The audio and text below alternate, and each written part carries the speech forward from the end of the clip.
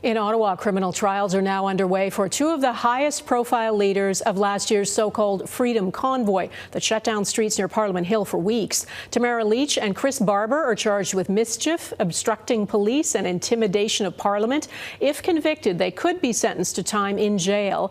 David Akin was in the courtroom today. David, what does the prosecution have to prove to make these charges stick?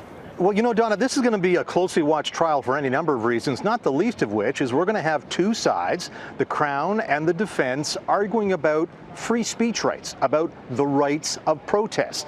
Now, in his opening statement, the Crown prosecutor told the court that charter rights are not unqualified, that they are not absolute. He promised to show how Tamara Lich and Barber were, quote, key organizers of the protest, that they exercised influence over the placement of trucks in downtown Ottawa, they caused roads to be obstructed, and those two pressured decision makers. The prosecutor told the court that, quote, this case is not about their political views. What's at issue is the means Lich and Barber employed, not the ends.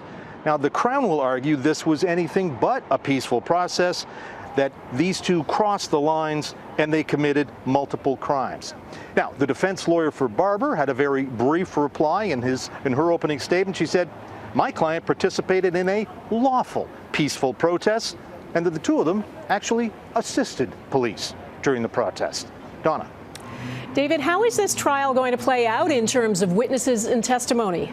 Well, this is just day one of 16 days that have been set aside for this proceeding. The Crown expects to put out 120 exhibits, including 50 videos. We saw one of those videos today, a 12-minute-long compilation from the police of video from those weeks in January and February. We're going to have 22 witnesses, police officers, city officials, 9 residents of downtown Ottawa. And here's something, the defense will want to exclude all those residents. The defense wants no residents on the witness stand.